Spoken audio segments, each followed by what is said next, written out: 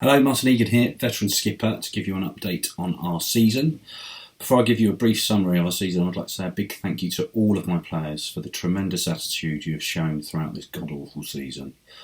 The table will say that we finished in the bottom half, but that isn't a fair reflection on our season. With the exception of one other club, we played the least amount of games. Many of our remaining fixtures were also against weaker teams who we would have expected to take points from. Anyway, after a poor start to the season, we struggled to build any momentum, and if memory serves me right, it was only in September where we actually managed to play 3 games in successive weeks. The rare highlights from this season would be a resounding 3-0 away win at Old Owens, where everything clicked into place, and an entertaining 3-3 away draw at reigning champions Old Aloysians. It would have been 3 points, but for yours truly here, giving away a penalty after whispering in a forward's ear, "What's with you cheating diving strikers?" The hardest part of being a veteran skipper is deciding upon a final matchday squad.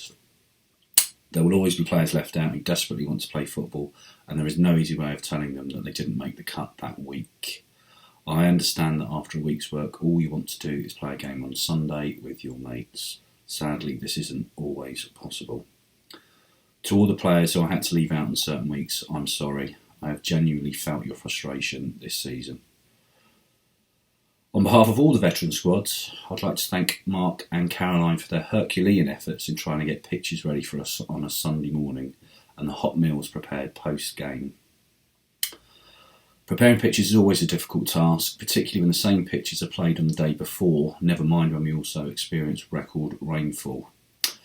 Special mention also to Matty Boy, Matt Kelly, who has done an amazing job as fixtures secretary this season. Your efforts in moving our games about at a moment's notice is nothing short of brilliant. Every player owes you so much this season.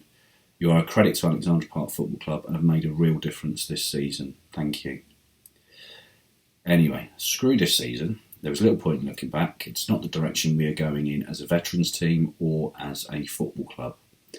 As a club, we have so much to be grateful for, and as a veterans team, we have so much to build on. Several new and talented players made their debuts for the team this season. I also have it on very good authority that several well-known players at the club who have previously played for our first 11 will be fighting for a veteran shirt this coming season. Competition for places this season will be fierce.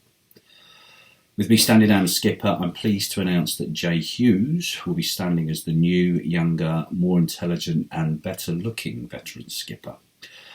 Jay may already have been crowned the new veteran skipper depending on where this video is played in tonight's proceedings.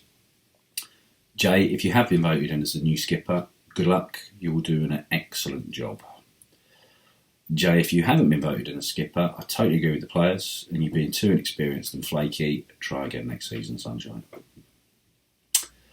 It's been hugely enjoyable again to represent the club as a captain and to skipper such a wonderful group of players. Alexandra Park Football Club is a very special club and now needs all of our support more than ever. Be that player this season that does that little bit more on and off the pitch. Support our fundraising events, pay your subs on time, do a stint behind the bar, put your hand up to wash the kit. Every little action and effort will mean the club is back on its feet and fighting for trophies again far quicker. AP being AP, it will dust itself down following this pandemic, just as it has in previous pandemics, recessions and world wars. We as players are key to that future success, and it is that I now wish you all future success. Thank you. Apologies, I cannot be with you all here tonight. The season for the Nines was very mixed and many cancellations due to some of the worst weather there has been, and so very much up and down and inconsistent. And in a strong league with a couple of teams we couldn't expect to beat, we still managed to get some wins. In novel tactics designed to cancel any draws, we managed to win some games with late showings. Notably an away win at Norseman with a last minute shiner from the departing Dave Coleman. Acceptable from a social perspective, but must do better for next season. Hopefully a new, fairer league and a solid incumbent of new committed players. AP8's review of the 2019-20 season, I'd say it's definitely better than the previous one. But yeah, as a team, everyone every game, the core players, they know who they are. Tried their best every game. Obviously, I had the odd one, new face every week, but obviously that happens. But it still was a good season. The lads worked hard every week. We started to form a really good bond, really good team morale, which got cut short by recent events, which is no fault of anyone's. But yeah, hopefully we can bring that onto the season that comes next, and obviously do much better things. But I'd say one standout moment in my season this year was Dane will back me up. It was against Northman away. It was 2-2, I think it was. Yeah, I'm pretty sure it was 2-2, and it was literally last action of the game. We got a throw in, and Dane himself, he threw the ball onto the pitch, and Rudy ran onto it, beat April in the air, and headed it into the back of the net, which won us the game. And obviously, then the final whistle went straight after that, and it was the first win of the 3 wins we got in a row towards the end of the cut short season, should I say? But yeah, and it definitely looked like there was good things coming with the squad of players I managed to get. But yeah, hopefully I can bring that same squad through to the new season coming, and we can do more of that and on a more frequent basis. So yeah, come on the AP. So that didn't really give much of a stable foundation, but as usual, being able to count on a small group of reliable people, you know who you are, really helped, and it wasn't too bad in the end. Some of the highlights included a 7-0 win against Vamps, where Jack Morris came off the bench to give a lesson in finishing, with some outstanding volleys in there.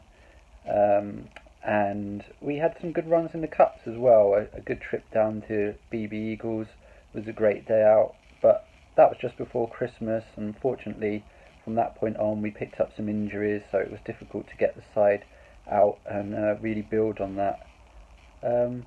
But yeah, all in all, another good fun year, and roll on again next season.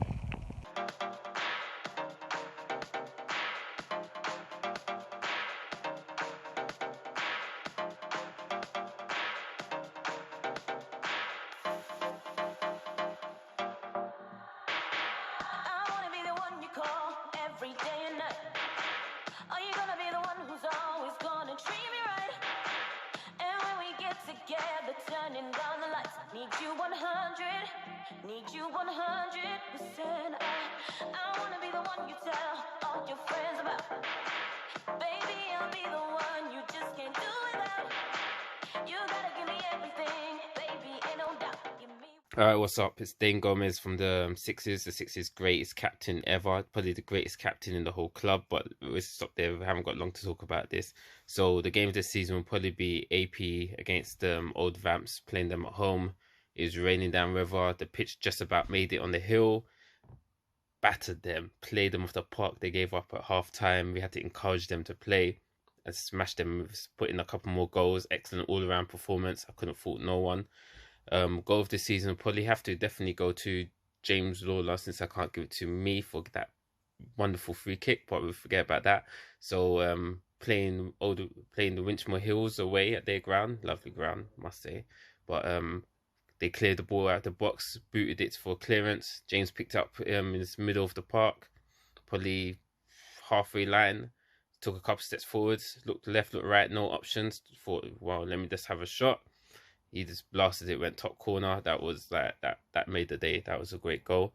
Who else? Most supportive player of the season will probably definitely have to go to Mr. Gary Jones. Came to our team, say, 3-4 games in, made a big difference. Very supportive, very vocal.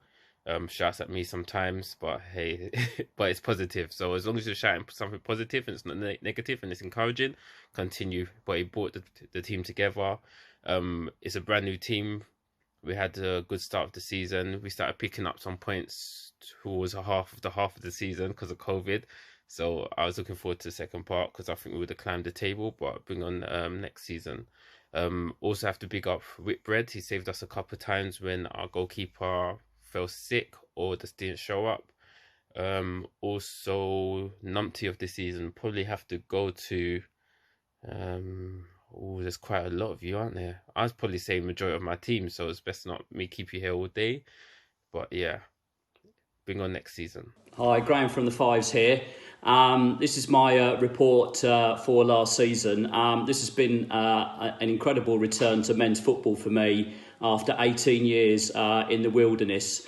I brought through a squad from the youth section that I'd managed for 10 seasons, and I managed to keep 15 of them played football for us last season, which I was really pleased with. The trouble was, that was in between them being at uni, travelling the world, or more often than not when they were too hungover from the night before to make it. At one point in the season, we sat top of the league with a county cup semi-final to come, but in the end our season fiddled out in the mud of pitch free in January and the lure of foreign travels before the coronavirus brought our season to a premature end. I had loads of great memories and loads of fun. We reached a county cup semi-final following probably one of my best football days ever, a day trip down to Sutton where we won 3-1 in the quarter-final. We played Nordsman in the top of the table clash and absolutely hammered them 6-1.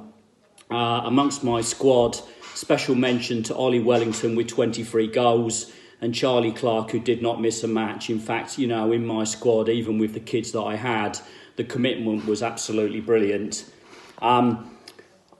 I managed to find out in one season of this that there is only one North London derby that matters, and that is us against the Vampires. It's only taken a season to find out how much I really hate those guys. Finally, a really massive thanks to everyone involved in the club. Honestly, it's been absolutely brilliant being part of it this season. Everybody's been so friendly and so helpful. They've made it an absolute pleasure for me. You know, it's so hard running a football club. It's so hard running a football team. And you guys did everything that you could to help. And I'm immensely grateful for that. And I wish everyone, you know, all the best for next season. Hi, Nye from the Fords here. I'm reporting on what was unremarkable but also not terrible season for the Fords before obviously we were stopped by the pandemic. In a tough league in the top division in the north, we were on course to comfortably avoid relegation without ever threatening to do anything else. But we also bowed out of both cups fairly early, I think, and a tactical decision by me to concentrate on that league form, which paid off and was really seen by the squad as a masterstroke of the season. But overall, we had a really good squad base, with good commitment, good team spirit, and everything was done in a nice kind of friendly fashion. Highlights of the season probably include coming back from 2-0 down to beat Winchmore Hill in the Cup 4-2, and beating Old Owens 3s 2-1, who are a really good side. Lowlights were losing in the Cup in the last minute. But yeah, overall, a solid, if uninspiring season and something to build on. A steaming dumpster fire of a season that required about 2 storms and a pandemic to save us from relegation. Southern Amateur League Intermediate Division 4 in 1920 had it all. Except for an end, of course. It started typically enough, all the usual problems, every away game situated somewhere between Twickenham and Acton, patchy availability and a handful of no-shows. Unfortunately, after 2 stints between the posts and 13 goals conceded, it all got too much for interim manager / goalkeeper Helene, who announced his retirement during November. The season only started to take shape after the Gloves finally found a worthy custodian in AP stalwart Farhad Shahidi. He gave the team some much-needed continuity and announced his tenure with a typically nuanced performance in a muddy 1-1 Paul Scott equaliser at the death classic on the slope that highlighted Farhad's unquestionable shot-stopping ability and his idiosyncratic temperament by somewhat fortuitously seeing out the full 90 after a slight tete-a-tete with the opposition striker. Notable mentions for Luke Nason and Ryan Covey, who both played in the bad old times. Both received dubious injuries that precursed the really bad mid-times, but made it back in time for the slightly less bad new times. I think Luke's first game back was an 8-0 drubbing at the hands of old Actonians that forced Frank Carver to up sticks and move to Coventry, so fair play to him. Credit to Elaine, who also returned in time for that horror show and went on to play an exemplary role in the closing stages of the season. By the end of it, we'd somehow transformed into a group that consistently looked the better team in matches, most notably an edifying 2-1 win at Old Blues, with Danny Smith scoring on his debut. Sorry about that, Galloway. There's now as solid a group as I've seen in the threes, full of big characters who never shy away from taking their share of responsibility, as well as some exciting prospects. I have no doubt most will be big fixtures higher up the order in years to come. All right, AP2 season summary. Standout moment, Marek free kick. Game of the season, Old Garchonians away, 4-0 win early in the season, big confidence booster. Most supportive player, Harry Wilkinson, joined halfway through the season, bringing the teacher vibes, very supportive. Numpty of the season, potentially Sean for turning up binned from the night before, though some may see that as most supportive or standout moment. Someone who didn't watch the kit, Slava, didn't play many games, but yeah, the only one we could think of. And in summary, pretty mediocre season, started pretty positively, dodgy middle, some good wins at the end. Hello. Some of the season, I think the highlight would be a 10-0 win in pre-season. 10-0, but pre-season.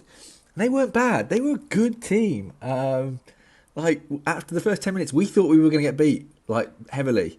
But it was a hot day, and we ended up playing the best football I have ever seen in an AP shirt. We were brilliant, and lads handled themselves so well as well. The team afterwards, after the game, they said they'd want to play us again next week, not for a rematch, just because they enjoyed the game. They enjoyed getting beat 10-0 because we were such nice guys.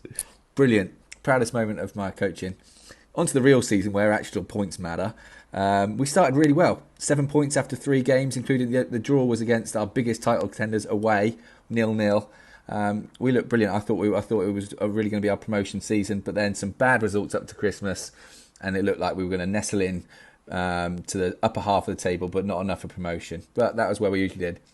After Christmas, 5 consecutive league wins, and all of a sudden we are knocking on the door of promotion, only to be cut short by the deadly virus. The best of those was a 1-0 win away at Oilers, and that was carnage, unavailability, and it just ended up we having, at one point we were 1-0 up, holding on for 80 minutes of the game. We had a sin bin as well. I won't name names. Dylan was responsible for that. And at one point we had 3 defenders, 6 strikers on the field. It was carnage. They missed a penalty, and it was just a brilliant game. So we all had literally bottom of the league, and then the 2 top teams left to play, and we could have gone up. The other highlights, Ed Bassetti getting sin bin for asking the ref what he was smoking. Really enjoyed that.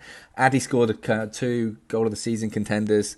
Harrison played 90 minutes. That was over like an 8-game period as well. So really big for Harrison to get sort of maybe about 12 minutes a game. He scored 3 goals over that period, which is not bad for 9 games, but even better when you consider that's 90 minutes. And Slava having more of an impact at attacking midfielder than Bruno Fernandes has had at Man United, which was our second half of the season form. Just as a finish, our top scorer was only 4 goals despite us banging in a shitload, and that was Dan Hawke, who only played 2 goals. So they were coming from everywhere. Right, but onwards and upwards next season.